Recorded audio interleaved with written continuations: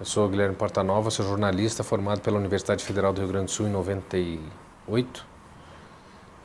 Sou pós-graduado na USP em 2005 e há 10 anos venho trabalhando no jornalismo de Brasília, aqui do Distrito Federal. O jornalismo investigativo tem aquele chavão, todo mundo fala que todo jornalismo é investigativo, porque ele busca respostas, ele busca saber das questões e tal. Mas dentro do segmento mesmo, especificamente falando, jornalismo investigativo é aquele onde a gente consegue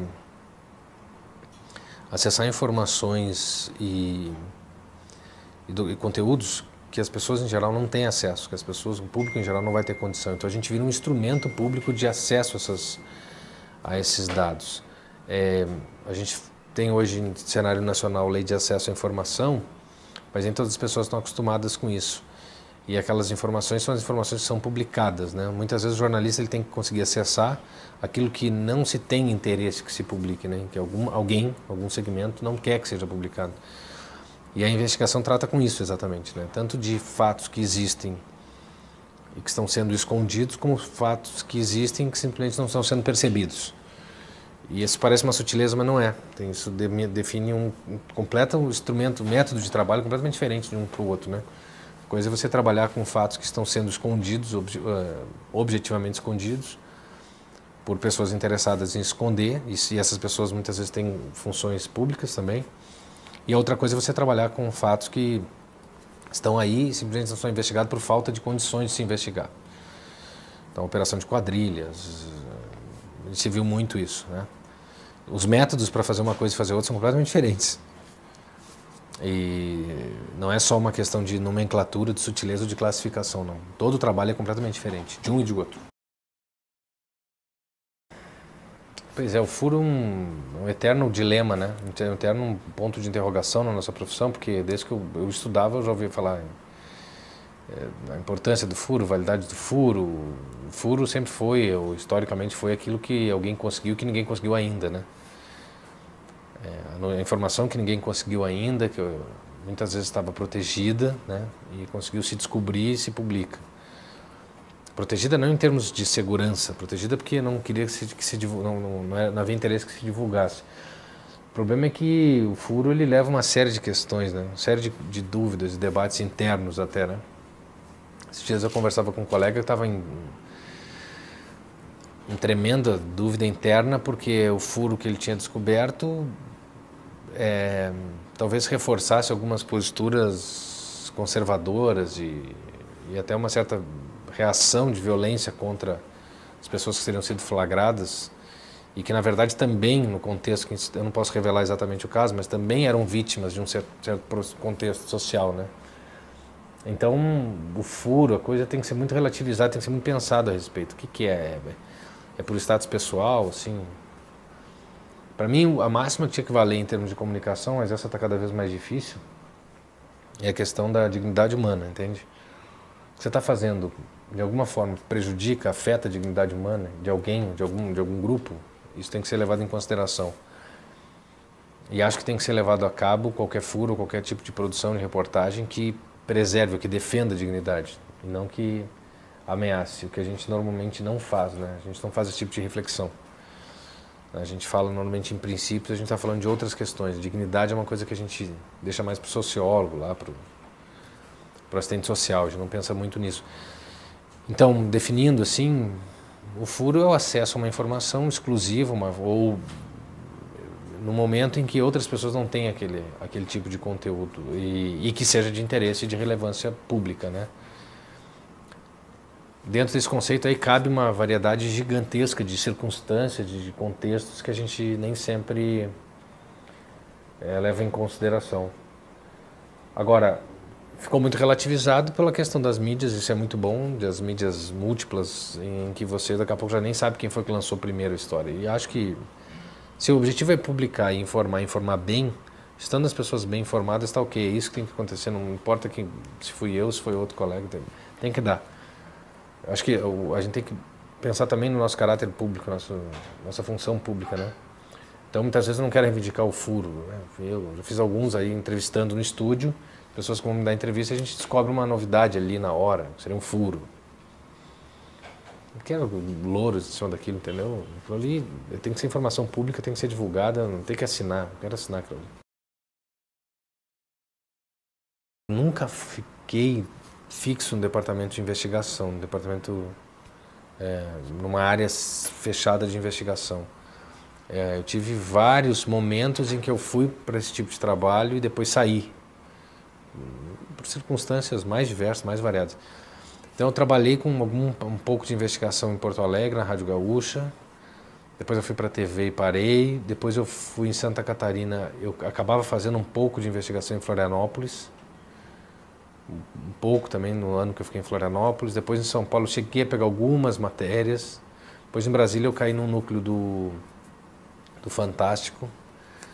E eu fiz alguns meses de investigação. Agora, mesmo não estando nos núcleos que trabalham com investigação, em algum momento você pega uma matéria, você pega uma denúncia, você vai atrás, você consegue levantar. Então eu não saberia te dizer assim, não teve um tempo, não fiquei 3 anos dentro da investigação.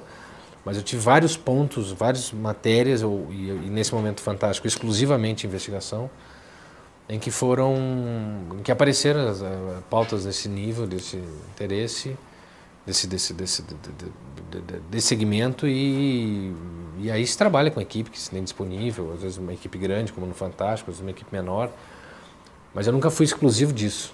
Só no tempo do Fantástico eu fiquei fixado, foram alguns meses de Fantástico, em que se criou um núcleo aqui em Brasília, em que a gente produziu algumas coisas, assim, algumas matérias grandes.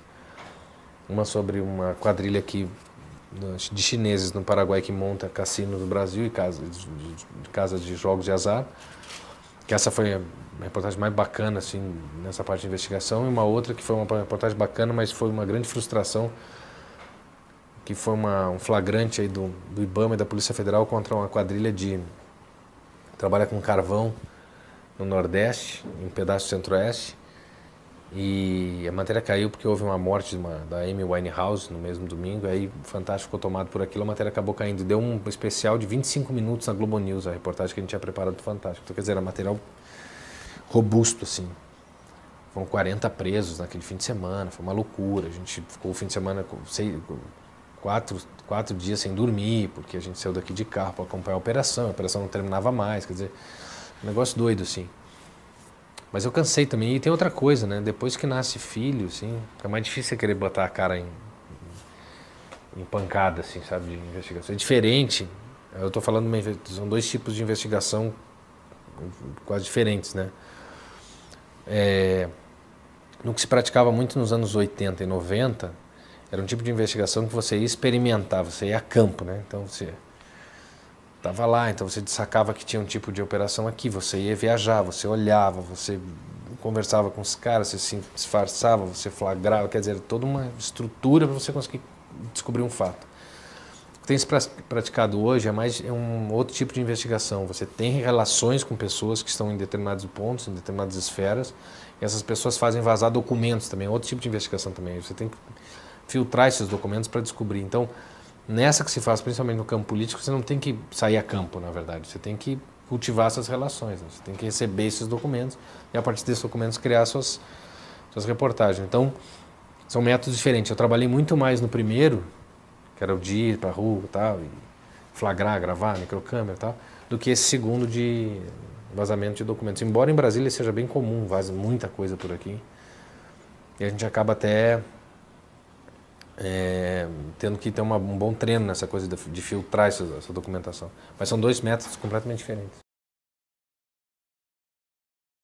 Em São Paulo eu trabalhei com algumas matérias investigativas, mas eu não era do núcleo de investigação. O núcleo de investigação era composto por outros profissionais muito qualificados, com muita história, muitos anos de trabalho nesse segmento. Então, eventualmente, eu fazia alguma coisa, mas eu não era do núcleo. Eu fazia geral.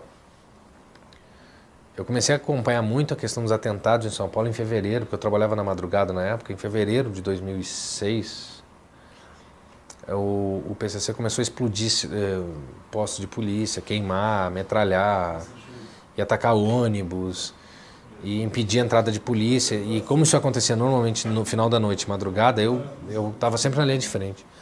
No Dia das Mães, eles resolveram devastar a cidade de São Paulo. Eles atacaram 27 bairros, se não me engano, se não mais. Foram 400 mortos naquele fim de semana em São Paulo. Foi um horror aquele fim de semana. Depois disso, eu acho que depois do Dia das Mães, eu acho que em junho, eles explodiram a sede do Ministério Público no centro de São Paulo, perto do centro de São Paulo. Botaram uma bomba lá dentro, explodiu, caiu o teto, foi um horror, foi um caos. E eu, na madrugada, chegando para o trabalho, cheguei e fui o primeiro a chegar lá. Eu passei a manhã inteira. Eu me lembro que aquele dia eu entrei assim, ao vivo, eu entrei no Bom Dia São Paulo, eu entrei no Globo Rural, eu entrei acho que 2 vezes, no Bom Dia São Paulo, acho que entrei uma vez por bloco, entre 5 vezes. No Bom Dia Brasil eu entrei mais 2 ou 3 vezes, eu entrei na Globo News, entrei na Maria Braga, assim, eu me lembro que eu não conseguia escrever a matéria de tanto que eu tinha que entrar ao vivo. Uma loucura, e fiquei muito marcado, porque era um atentado, PCC e tal, e depois em agosto, no Dia dos Pais, acontece o meu sequestro. Então as pessoas relacionaram muito uma coisa com a outra. Ele estava cobrindo, estava investigando o PCC e acabou sequestrado. Não teve essa relação. O pessoal que me sequestrou foi para uma padaria, onde a gente costumava comer, porque era muito perto da Globo, numa favela que tinha ali bem pertinho, favelinha pequena, bem pertinho da TV. A minha pauta tinha caído, não sabia porquê, mas depois eu descobri, já tinham começado os atentados na periferia, na Zona Norte, Zona Leste de São Paulo, naquele Dia dos Pais. E fui, como caiu a pauta, o Fernando, que era o chefe da redação, disse, olha, pode tomar café lá que a gente vai ter que ver outra pauta para ti, que a tua pauta caiu. Achei estranho, porque era uma pauta de meio ambiente, não tinha nada a ver com... Não era uma pauta pesada. E aí, nessa aí, como eu estava sem pauta, eu deixei os outros equipes que estavam ali, tinha outros repórteres ali, saírem antes. Eu cheguei antes, mas eu disse, não, vai passando na frente da fila, eu fico para trás, porque vocês estão com pauta e estão com pressa, bora, a fila estava grande, eu fiquei por último. E nessa de ficar por último, o cara veio com arma e me levou. Mas quem me levou não sabia quem eu era. Tanto é que eles pedem os documentos na hora que eu chego no cativeiro, primeiro para saber quem eu sou. Acho que eles identificaram, claro, primeiro pelo carro, que estava parado na porta, segundo pela roupa, né? Identificaram quem era o repórter pela roupa, estava de terno e tal.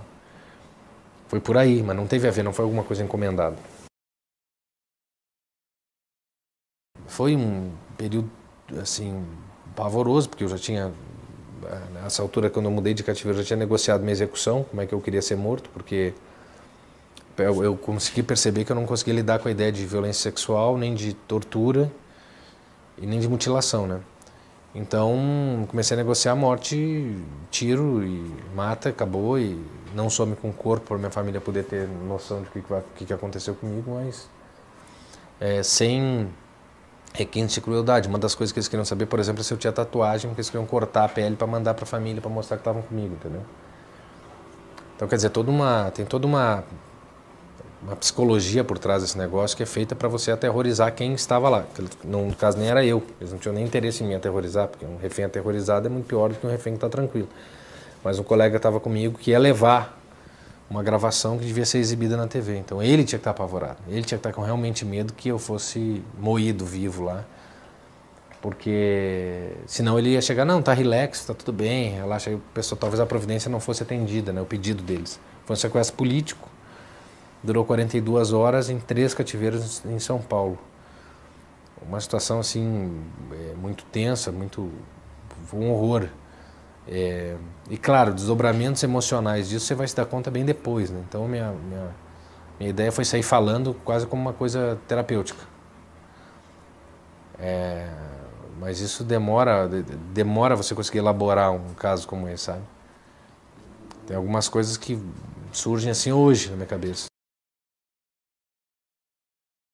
Foi exibido primeiro no Altas Horas para o estado de São Paulo, eles perceberam que foi só para São Paulo, eles queriam causar uma comoção mundial, e aí pediram que fosse, exigiram, quer dizer, devem ter exigido, não sei como é que foi isso, mas esperaram o Fantástico, e aí o Fantástico deu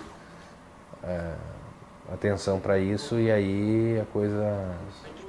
Aí depois do Fantástico ter dado a matéria que eles se convenceram de que poderiam me soltar. No interior da fase de execução penal, inverte a lógica da execução penal e, coerente com a perspectiva de eliminação e inabilitação dos setores sociais redundantes, abre aspas, leia-se clientela do sistema penal, fecha aspas. Eu nunca sofri censura de nenhuma natureza, assim, trabalhando com investigação. Até porque, normalmente, as questões que eu tentei investigar eram questões penais, eram questões policiais, né? Então, não era uma coisa que eu Eu me lembro que uma vez eu recebi não recebi uma censura, mas eu fui reprimido por estar investigando um grande empresário de Santa Catarina. Eu trabalhava na RBS e aquilo lá podia atrapalhar os negócios da empresa. Foi a única vez. E também não foi censura, assim, foi só uma recomendação de, pô, não mexe com esse cara aí. Negócio meio de interesse corporativo, assim. Acho que sofre, sim. Eu sofri essa vez, assim, né? Falando de Globo, nunca aconteceu. Eu também nunca investiguei coisa muito... Investiguei o que eu tô falando. Investiguei mais casos policiais, aí nunca teve problema.